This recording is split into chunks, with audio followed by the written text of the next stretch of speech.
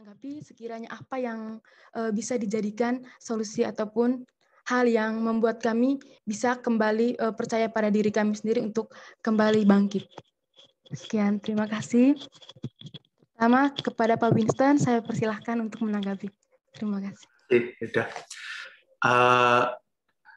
Saya mungkin jawab berdasarkan apa yang saya alami dan apa yang saya lakukan ya. Satu hal yang saya merasa beruntung ya adalah saya menemukan purpose hidup saya cukup awal di dunia ini, di kehidupan saya. Saya umur 23, 24 saya sudah menemukan purpose saya. Ya kan? Jadi gini, kalau mungkin kita bisa, pertanyaan yang paling sering saya ditanya orang ya, saya mungkin flashback ke 2014. Wins, kenapa kamu masuk ke dunia media ketika ya teman-teman tahu 30 tahun terakhir dunia media itu nggak ada perubahan. Yang menguasai itu 7 media konglomerat, 3-nya itu super besar ya. Kaulah MTech, MNC dan yang lain. Nah, jadi ngapain kita masuk ke lubang buaya? Nggak ada orang yang masuk ke situ, ya kan? Dan yang masuk nggak lama umurnya dan nggak kemana-mana, jadinya kayak zombie antara ada dan tiada, ya kan? Nah, tapi saya percaya bahwa there is a bigger purpose and impact that we can do in this space, ya kan, tentang tadi yang saya ceritakan.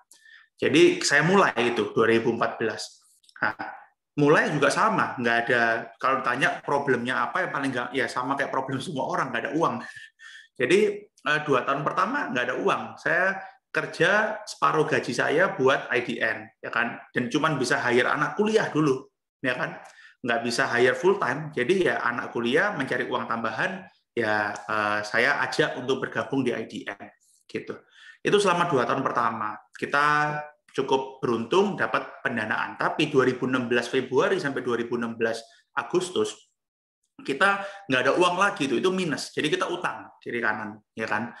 Itu kita sudah mau tutup, ya udah, kita sudah mau tutup, tetapi ya akhirnya somehow ada keajaiban, 6 bulan kemudian ada orang yang percaya sama kita padahal belum pernah invest di Indonesia. Tapi poin saya adalah ketika misal waktu itu kita tidak mendapatkan investasi dan akhirnya kita harus tutup, saya pun akan setahun, 2 tahun, 3 tahun kemudian ketika saya punya resource-nya lagi, saya akan memulai hal yang sama, gitu. Saya akan memulai IDN Media lagi. IDN Media saya akan tunggu dulu 3 bulan, saya 3 tahun, saya kumpulin uang lagi, saya akan mulai IDN Media lagi. Karena for me, this is not about the money, gitu. Kalau it's about the money, to be honest, media is a very difficult industry to enter sih.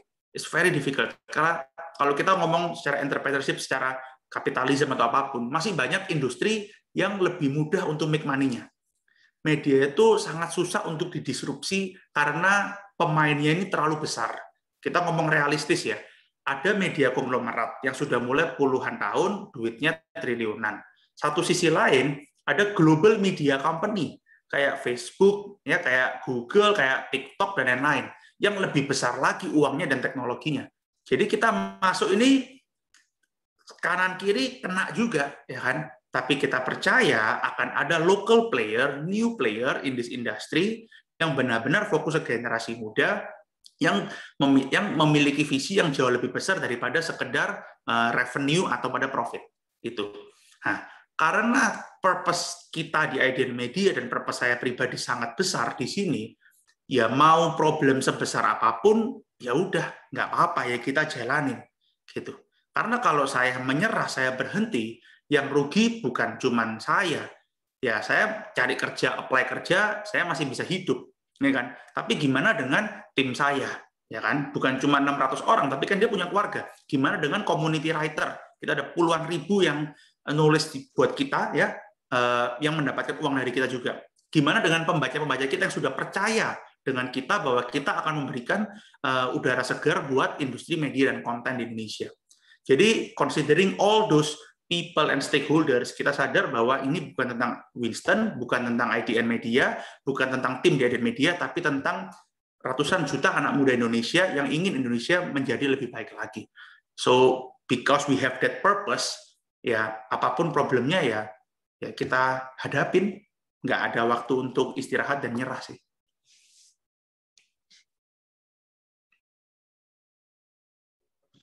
Oke, baik, terima kasih banyak Pak Winston. Sungguh jawaban yang sangat luar biasa baik dan menarik ya. Sangat-sangat memotivasi untuk saya dan juga untuk teman-teman yang hari ini mendengarkan. Di mana dari sini saya juga bisa menyimpulkan bahwa Pak Winston ini juga selain sudah sukses sejauh ini juga sangat rendah hati dan sangat memiliki kepedulian tinggi terhadap sesamanya. Ya, belum Dan sukses. kembali, oh ya, dalam prosesnya. Dan juga selain itu Pak Winston ini juga untuk karirnya hingga bisa sampai seperti ini, pertama itu harus mengenali apa yang menjadi tujuannya untuk ke depannya. Baik, terima kasih banyak Bapak. Selanjutnya saya persilahkan kepada Romo untuk sekiranya juga memiliki jawaban untuk pertanyaan saya tadi. Kepada Romo saya persilahkan. Ya, saya ingin melanjutkan yang sudah dikatakan oleh Winston ya. Ketika di commencement ceremony di Stanford itu Mark ya CEO-nya Facebook itu omong apa yang membedakan saya dari Steve Jobs ya, dari generasi yang sebelumnya. Dan dia mengatakan generasinya Steve Jobs itu merumuskan tujuan hidup pada awal, begin with the end ya, mengikuti semacam teorinya dari Stephen Covey ya. Nah, generasinya Mark itu punya cara yang lain. Dia mengatakan begin with the start ya. Tidak begin with the end ya. Dia bilang karena merumuskan tujuan hidup itu tidak gampang ya. Kita perlu menemukan kata-kata besar di dalam hidup kita yang kemudian kita rumuskan sebagai tujuan hidup ya. Misalnya kalau teman-teman pengguna Apple ya, di balik produk itu ya sebenarnya kan ada purpose yang apa ya Steve Jobs itu mau katakan yaitu change the world ya. Jadi apapun yang kita pakai dengan semua gadget itu sebenarnya tujuannya agar dunia kita itu berubah menjadi baik ya. Itu semacam spirit awalnya ya.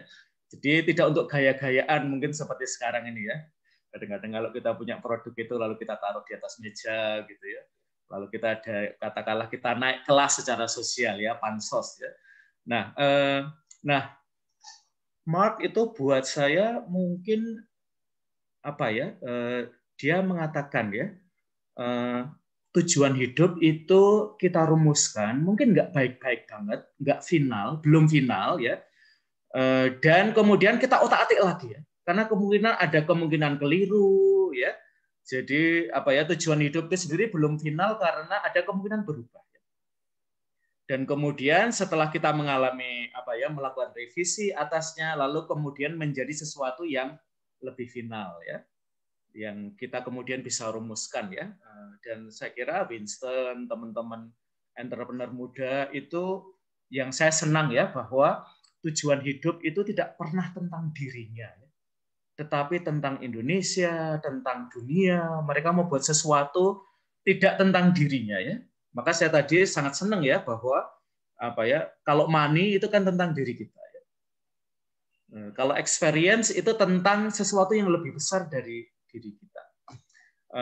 Maka mungkin untuk orang-orang muda ya, saya kira kalau Mark CEO-nya Facebook itu pernah mengatakan ya, kalau hidup kamu itu nggak nabrak-nabrak, hidup kamu berarti nggak terlalu cepat.